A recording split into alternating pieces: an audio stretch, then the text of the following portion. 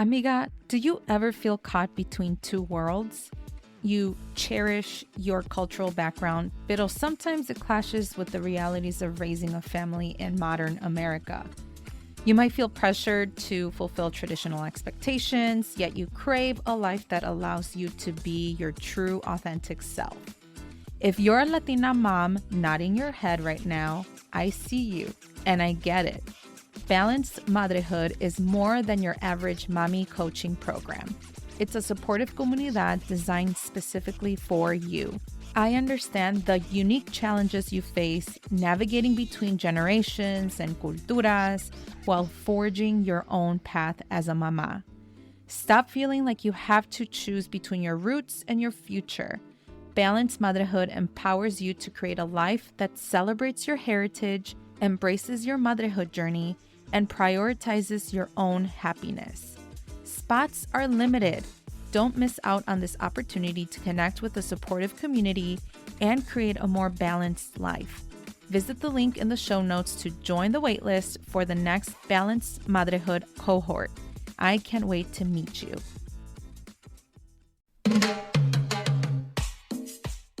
You're listening to the Viva la Mami podcast, a podcast about all things motherhood. I'm your host, Jessica Cuevas. I am a mother of one on a mission to redefine the meaning of motherhood as a first-generation, bilingual, and bicultural Latina mommy.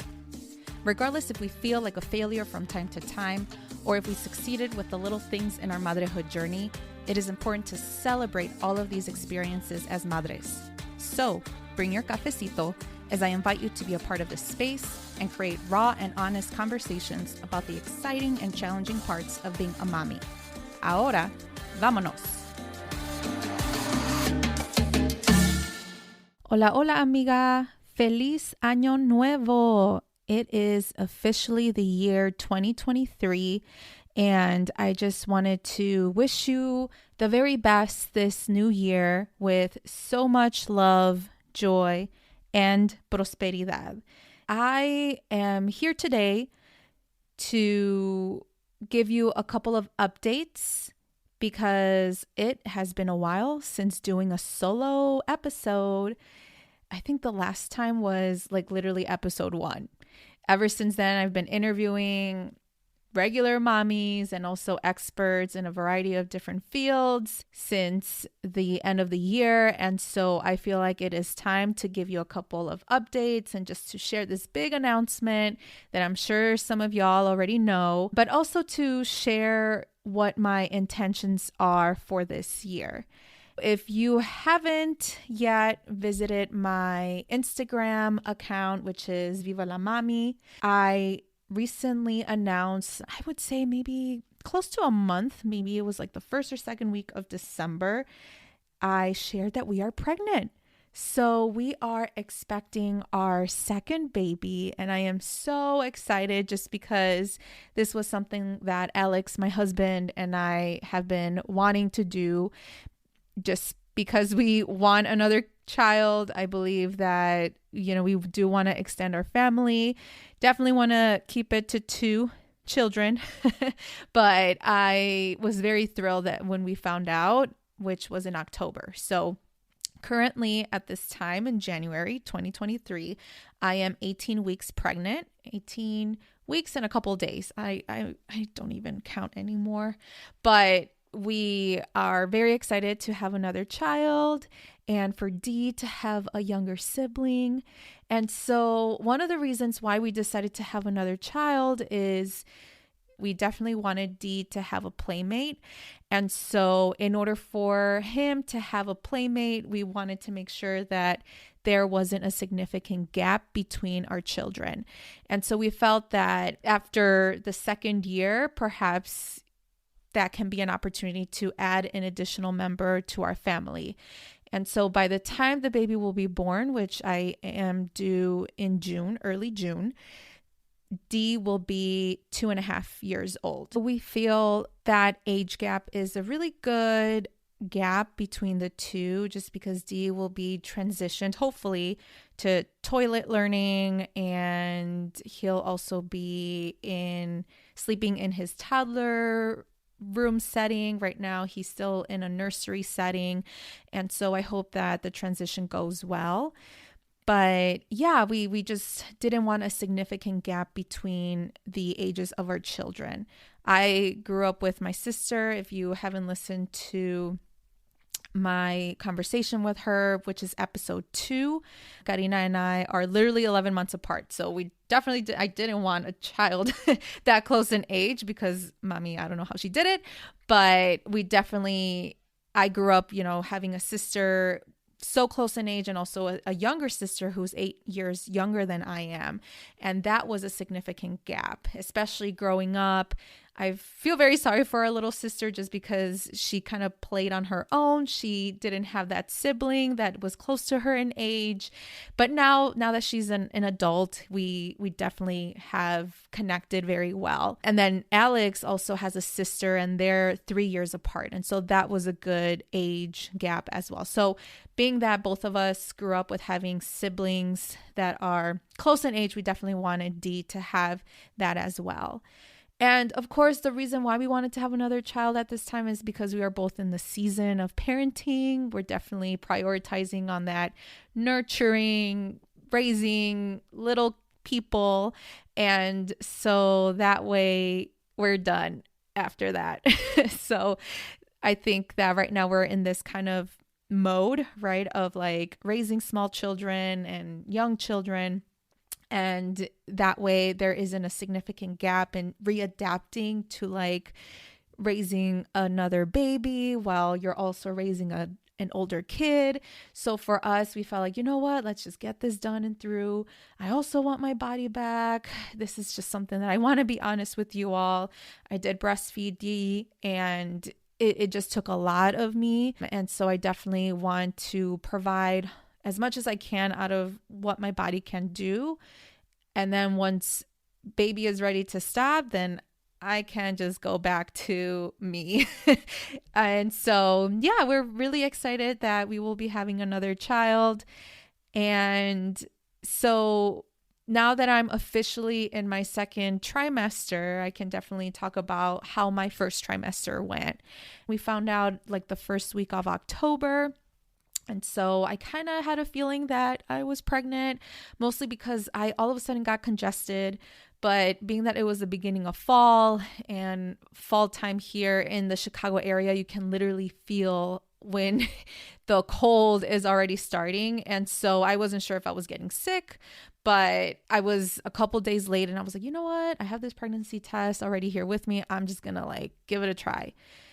And literally it went positive. And so I was like, oh my gosh. And it's funny because the first time when I got pregnant of Dee, I like kept it a secret. I took a pregnancy test literally in the middle of the night while Alex was asleep.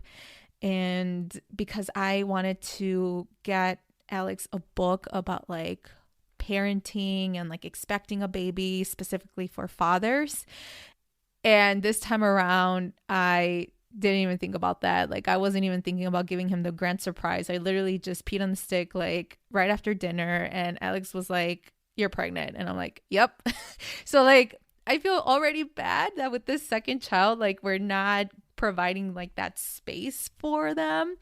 But you know, everyone says that the pregnancy after your first they're always going to be different. And now I feel like I am excited in a different level than I was with my first. And I think it's because we're already parents. We've already gone through that season when you have a newborn and an infant. And so I feel like we are a little bit more prepared, but also I do want to honor this pregnancy. And so when it came to my first trimester with this pregnancy, like I said, everything was fine. But around my 7th week, I was spotting. And I was spotting with Dee as well. And I know many mommies who have sporadic spotting throughout their first trimester, and that's totally normal. But I just wanted to know why. And I was also cramping. And so I called a new midwife that I heard really good things about. I was debating whether if I should return back to my old midwife where Dee was born. But I was like, you know what? I'll give this a try because it felt like closer to where we live. But for some reason, we literally live in between both like offices, so it really doesn't make a difference. But I heard really good things about that practice, and so I was like, you know what, I'm just gonna give them a call and schedule a prenatal appointment and see what's going on. And so one of the things that I do want to mention, that this will be a little bit of a trigger warning, just because this is not a good start to like my story of the second pregnancy. So just a little trigger warning for those that either miscarried or are going through miscarriage, or who thought that you were going to miscarry but you didn't.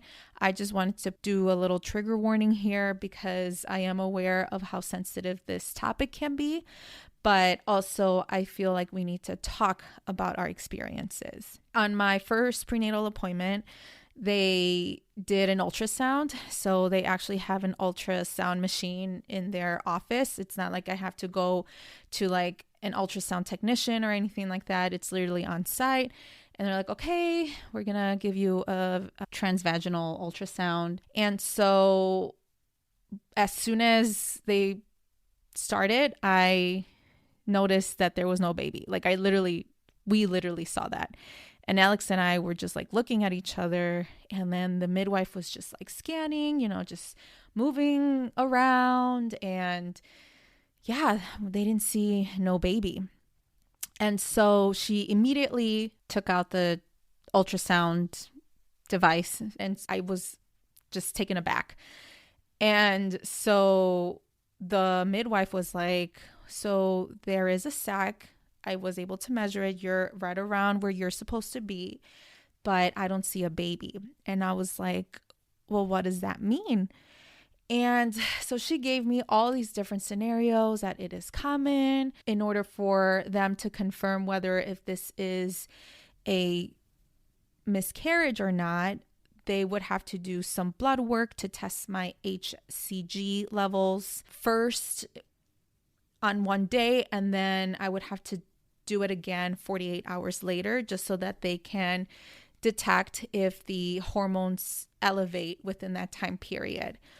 And so in addition to that, depending on how the hormone levels go, they would refer me to a sonographer, so an actual like ultrasound technician. When I did the HCG levels of my blood work, they did notice that there was somewhat of a decrease from the first to the second time around. And so the midwife was like, you know what, go to the ultrasound people. That way they can confirm, and then we can talk about next steps. And I was like, well, what are those next steps about? Like, I have no idea. I've never gone through this. And so she was just like nonchalant, kind of matter of fact. And she was like, well, we can either wait for your body to miscarry, or we can do a DNC. And I was like, okay, what is a DNC? And so for those of you who aren't familiar with what a DNC is, it is a procedure it basically means a dilation and curettage, which is a procedure to remove tissue from inside your uterus. And so this usually means removing the lining of your uterus, scraping and scooping anything that is there from like your pregnancy. And so it's a medical procedure, but yeah, I had no idea what it was. I literally had to Google this after they told me. And so I was just like, you're telling me all of this before even confirming whether if I was pregnant or not. And so that was very like triggering for me, just because I just wasn't sure what to expect. And so the day of my ultrasound, Alex and I went in, and I was like, okay, Alex, let's do this. I don't know what's going to happen, but I'm glad that you're with me. And so they did the ultrasound, and obviously with the sonographer, because they're not my immediate practitioner, they couldn't confirm or say anything, but she turned up the volume and we heard a heartbeat, and she didn't even react. Like, de por sí, we had to wear masks, so I can't even see their expression. But she was like, I cannot confirm anything because it is not my job, but do you hear this heartbeat? And I was like, yes. And then she turns the screen over to us, and we see the baby, and we see the little fluttering of the heartbeat. And I was like, I was just in shock, and Alex was in shock. Like, I felt like we weren't sure whether to be excited or whatnot. Like, it was just a whirlwind of things that I just couldn't process it. And honestly, I am still processing this today, even though I am now on my second trimester. And yes, maybe things can happen. We just never know. But it has taken me a while for me to process all of this. I kind of have like little traumatic moments where I'm just thinking like, oh my gosh, what if I'm not going to have this baby? And I think this is totally normal, but I'm glad that I have talked about this with my therapist. And so she's also have helped me to kind of, really understand that oftentimes these practitioners, even though they are midwives, right? Even though I had this perception of like midwives being more sensitive to the topic, it's just their job. It's their regular job. But for me, at least, like I knew that I wanted to switch midwives just because I had a positive experience with my pregnancy with Dee. And so I will be going back to them just because I feel like they were able to explain things. They took their time. And for some reason, I feel like these other midwives are a lot more in a rush. And it may be because they're busy. I mean, I can't blame them. There's already a small amount of midwives out there anyway. And more people are becoming aware about midwifery. But I'm just like, I just wish that I was treated a little bit better, just because, again, this was my first kind of experience. And for someone to just give me all these acronyms or just like not being empathetic, I was like, you know what? I don't want to even give my time to these people. And so, yeah, I just had a very not a really good experience with them. But I also, with this experience, I was very outspoken with my family and friends, very close family and friends. I haven't yet put that out on social media because there can be many reactions, many kind of like points of views, and just I don't want to also be triggering to many mommies out there who have gone through a miscarriage. And so I only shared this privately with my close family and friends. But I also think that there is an importance about talking about your pregnancy, even if it didn't start out well. I think it is very important to just share your lived experience, even if it's within the first couple of weeks of your pregnancy. And so it was good to talk to my family and friends about it, because then like my mom was sharing her story about like her miscarriage story. She never talked about it. I never knew about her experience. And it was just like a really good moment for all of us, like the women that were there that evening, to talk about it. And so on episode 4 of the Viva la Mami podcast, Valeria Castillo and I talk about how Latinas do not really talk about that experience. And again, even though I did not miscarry, I think the more that you are aware about the potential conversations that a person in that position may have, I think it's better to be exposed and know about what other moms have gone through. And so this was just something that, yeah, it was pretty traumatic. But again, I'm very glad that everything is okay now. And I also feel empowered to make the decision to switch midwives. And yeah. So we are also going with a doula. So on episode 10, I interviewed a doula who is Isabel Gonzalez Smith, who is based in the Chicagoland area. And so she talks about the benefits of going with a doula, but she also talks about the comparisons of like a midwife and an OBGYN.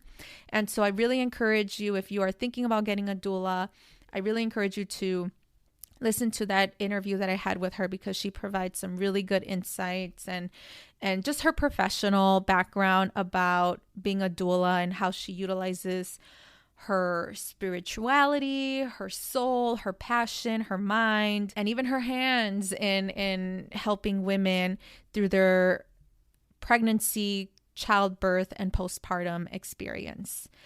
So, yeah, that was my kind of like first trimester experience. And again, I hope this wasn't very triggering for you all. But again, I felt that I needed to speak about this because I just don't want to ignore that first kind of experience with this pregnancy. I want to honor it and ensure that all of us as Latinas who are pregnant or who were pregnant and had to go through this, like, I think it's very important for us to talk about it.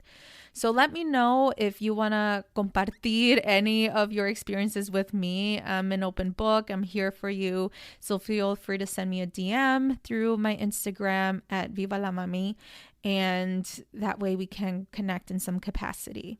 In addition, for my first trimester, like, the only thing that I had was like really bad fatigue. I mean, really bad fatigue. And everyone says that once you have a child and you're with a child, regardless of whatever age they are, your fatigue level is just there's just no words for it. And I can literally attest to that. I had to take naps during the day. I was sleeping for much longer at night. So I'm glad that I was able to do that. Because I work from home, no one sees me like in an office setting. So like there were times when I'm literally like falling asleep while working, and it's bad. But then again, I'm not apologetic about it. So yeah, that was the main like big symptom that I had in my first trimester. I also had a sour taste in my mouth. So like I was chewing a lot of gum after I ate any meal. It doesn't matter if it was like a sweet or a savory meal. I just had a nasty sour taste in my mouth. And so that was not a good experience. But again, I'm glad I didn't have any morning sickness or significant like levels of nausea. I mean, it wasn't too bad. And also, a quick update, Dee has weaned off of breastfeeding. So for those of you who are not familiar with my breastfeeding story, I did share a series of like blog posts in my blog on my website, vivalamami.com. And I did share about my experience with my breastfeeding journey. I will make sure to link those in the show notes. Dee has officially weaned off. So this has been about maybe since beginning of November. That's when he had stopped like breastfeeding, without me stopping, without me like limiting the amount of time in each session. He was only breastfeeding in the mornings and nights before bed. And so slowly he was just not asking for booby. He literally called them boobies. And so, yeah, like he just stopped. And I think this is almost my body too, like kind of giving him those signs like, hey, kiddo, like, I think it's time for you to stop, because I'm also growing another human with me. I think me breastfeeding was the reason why I had like so much fatigue. I mean, my body was just tired. And yeah, even though I wanted to have this like kind of special thing with him to like do this official weaning celebration, I didn't get to do that. I was just so tired. And also it didn't occur to me that this was official. So it is bittersweet that Dee has stopped. You know, it's almost like a part of me is no longer with him, or vice versa.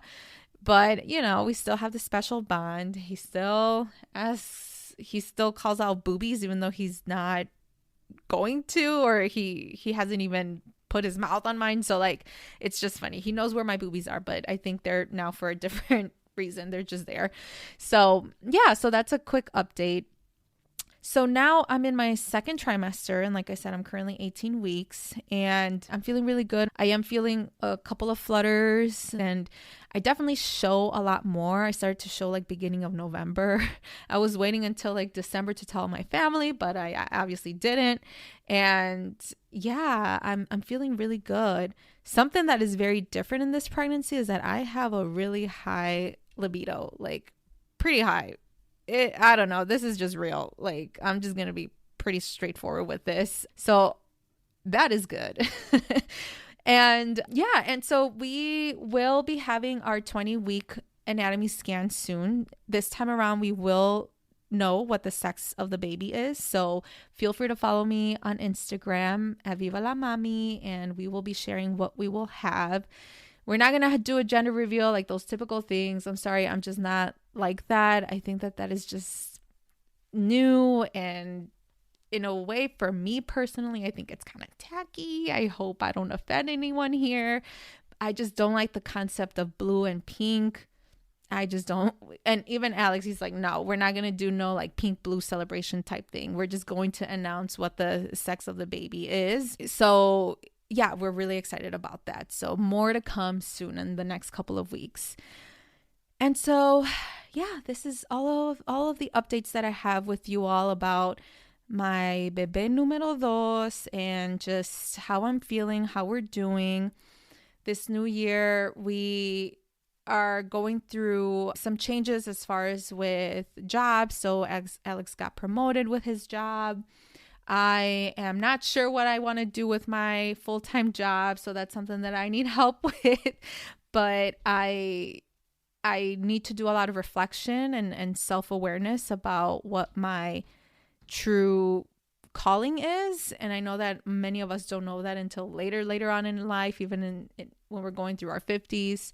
But I feel like I need to literally focus on myself and what my intentions are in terms of how I want to give back with my own skills, my own set of knowledge base, and kind of like what my calling is. So we'll see.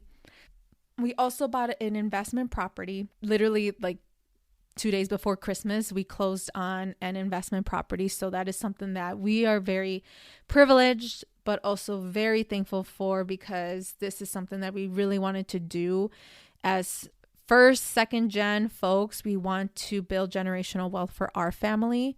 And in future episodes, I will be interviewing experts about like real estate investments and also just ways in which us as mommies and parents can sort of build generational wealth, especially for those that are first, second generation whose parents didn't come from money. And so I think there is a big importance about that. And we're really lucky to have had this opportunity in purchasing a building in a form of real estate investment. So now when it comes to like intentions and goals for the year 2023, I felt like I needed to say this in this podcast just because I hope you also resonate with me, but also I want to put it out there. I do have it in writing, but I also wanted to have it out through a different medium. Just that way it is manifested and I say it and it's out there, it's recorded, it's published. And for those of you who do want to check back, please give me some level of accountability and ask me, hey, are you doing XYZ that you said? So I am putting it all up to you to give me some accountability for what I say. But I have 4 intentions for the year. And I don't call them resolutions. So like for me, resolutions is almost like you want to resolve something. But for me, I definitely want to be intentional of what I want to do, what I want to accomplish, and almost like modify like my current lifestyle. So that way I can be more present, I can be more fulfilled, I can feel a little bit more kind of having this level of purpose, right, for the year. So not only am I going to make intentions for myself, but for each intention, I want to ask you a question about these intentions. That way it can kind of spark some interest. If you haven't yet done any New Year's resolutions or intentions or goals, this can be kind of like a starter to that. And so the first intention that I have is definitely asking for help. I have shared in previous episodes with my mommy guests about how I have been wanting to get help. And this is specifically when it comes to cleaning my house.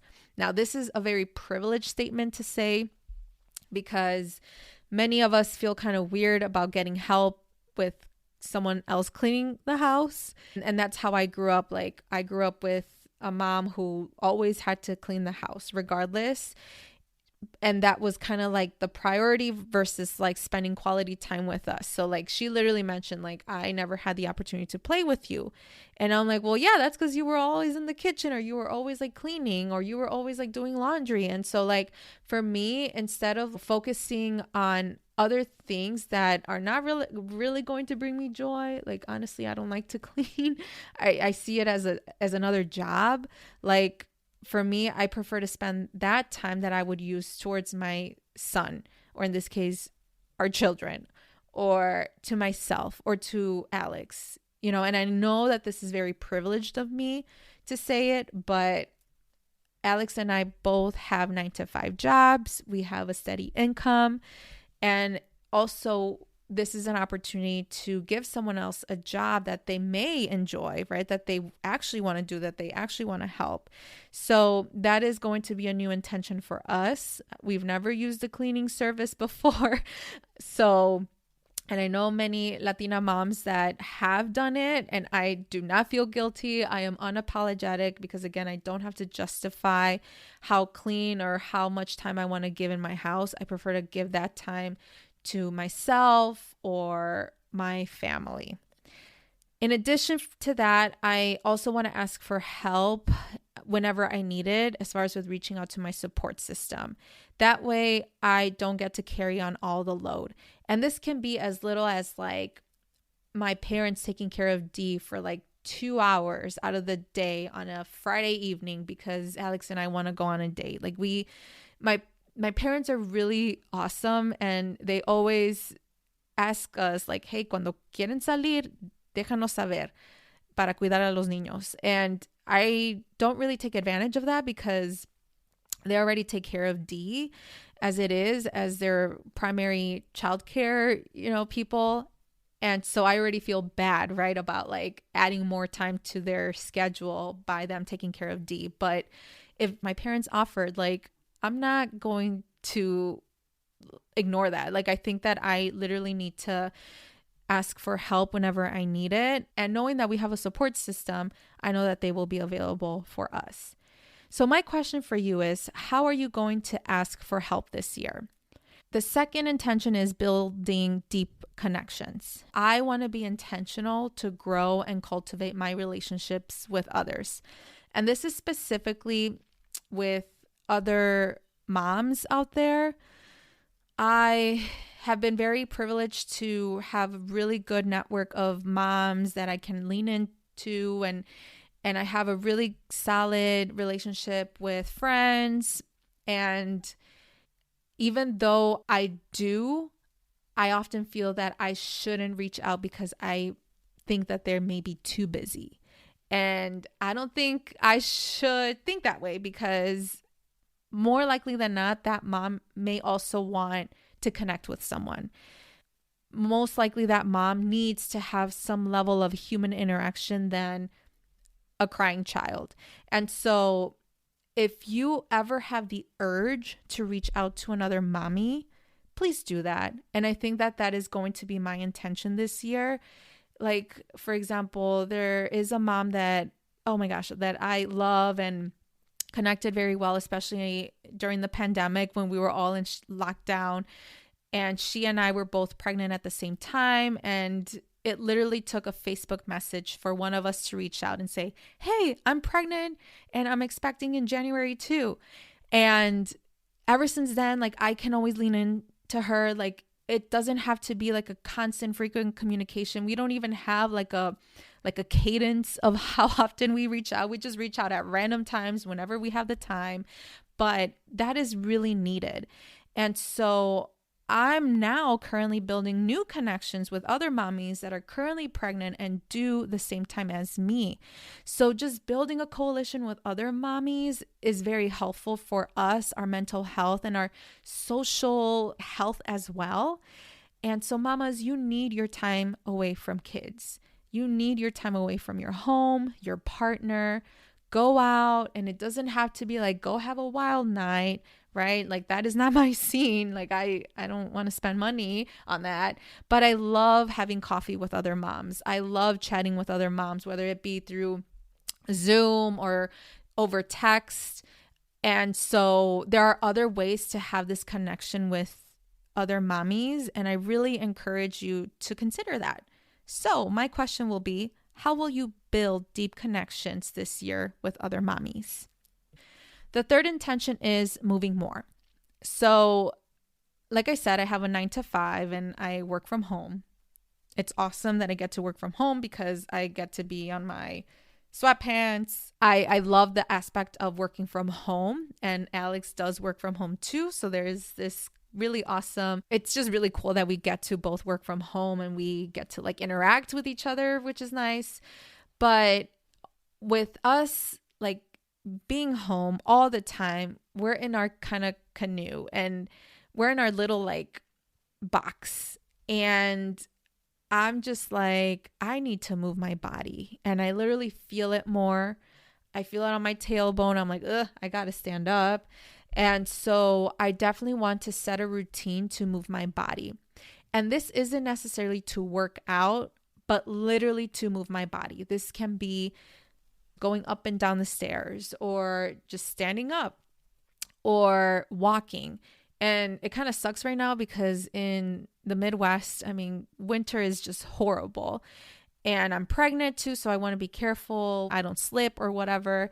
So what I did is I brought our treadmill. We have like this very cheap treadmill. It still works, but my treadmill is next to my desk. And my goal is to walk 15 minutes a day. And this can be anytime during the workday where I don't have meetings or just I have some downtime. I can bring my laptop up. Like it's going to be fine for 15 minutes. I also am taking prenatal yoga. So that is once a week. And I get to like interact with other moms, which is nice.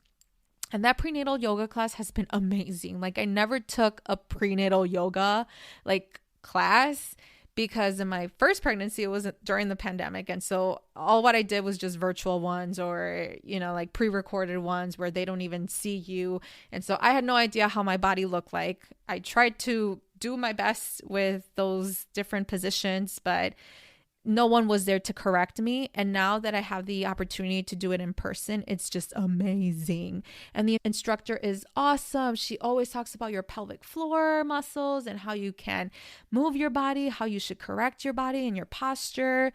And we do meditations, and it's just wonderful. And that is just my me time, my self-care time that I get to do, which is wonderful. And I get to move my body too. I get to stretch it. I get to feel different parts of my body that I never felt before.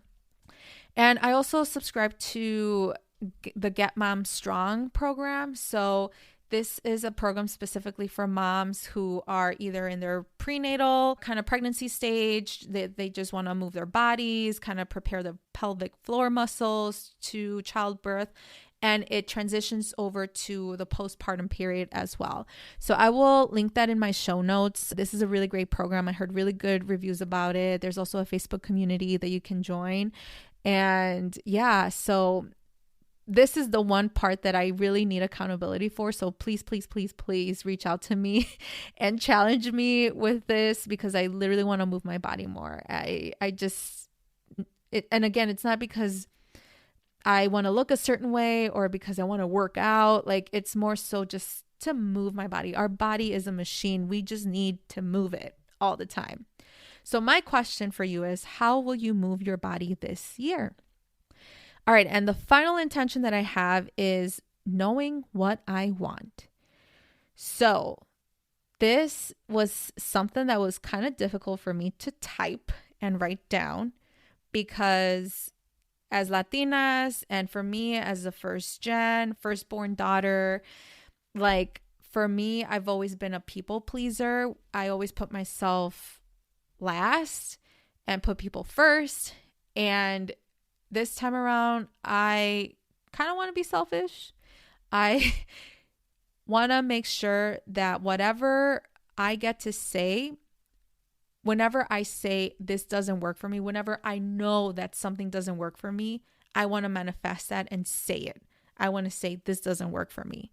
And this is whether if it's related to work or if it's unsolicited advice you get from your tia. Like it can be at any given moment, but I definitely want to be more intentional of knowing whether if that situation, that request, whatever it is, if it doesn't work for me and myself, like I'm going to say no. And so saying no has always been difficult for me through my profession, through my personal, social life. Like even, when friends reach out like, hey, you want to hang out? I always say yes. And so now I'm like being more intentional about like, oh, well, I mean, depends. Like I may or may not. And so I want to make sure that I know what I want. And so it is okay to ask for something different as well. So like there's always room for negotiation in any kind of scenario, in any kind of moment. And so maybe you would be inclined to agreeing or saying yes, but perhaps let's go back and look at something different or modify certain things, whatever works best for you. And that is something that I want to be intentional of as well. And it's okay to know what you want. Like for me, it's always been a struggle knowing what I want. Like I have never been such a good decision maker when it comes to like knowing what I want. And so this can be applied in any kind of situation, and especially when it comes to partnership with your partner, your relationship. Like if there is something missing from your relationship and you know what you literally want, and this can be anywhere from intimacy to like just hanging out, whatever, you want to make sure that you know what you want. Okay. If you know what you want, then just say it. The least thing that can happen is for someone else to say no, and that is fine, but at least you put it out there. You put it out there into the universe. You put it out there to that individual. And if it's specifically to your partner, then this can be an opportunity to like delve in further into the conversation about why you think it's important that you want specific things that your partner may not agree with. And again, it all takes open communication and vulnerability sometimes to talk about what you really want. And so my challenge for you is in this year, how can you ask for more or less of what you want? So these are my 4 intentions that I have for this year. Again, please put me in this level of accountability. Reach out to me. I really want that challenge from you all just because I think that is a good way to manifest these intentions and to literally make them into fruition. And so, do you have any other intentions for the new year? Let me know. So feel free to share that with me on Instagram. You can send me a DM. My Instagram handle is Viva la Mami. And again, I would love to know more about what your intentions and goals are for this new year. And yeah, this is all what I have for you all today.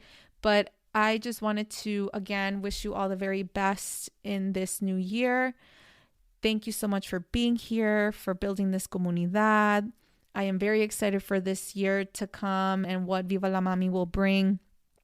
And I hope that this platform is useful for you all as we build community and a coalition of other mommies who may need to talk about and hear more about their lived experiences as Latina moms. So thank you all for being here, and we will see you next week.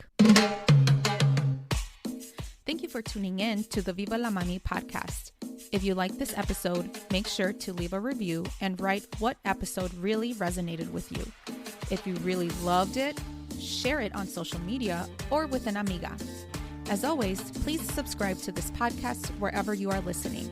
Make sure to follow me at Viva La Mami on Instagram or visit vivalamami.com. Please note the information shared in this podcast is for educational purposes only and should not be replaced by your healthcare provider nor taken as professional advice.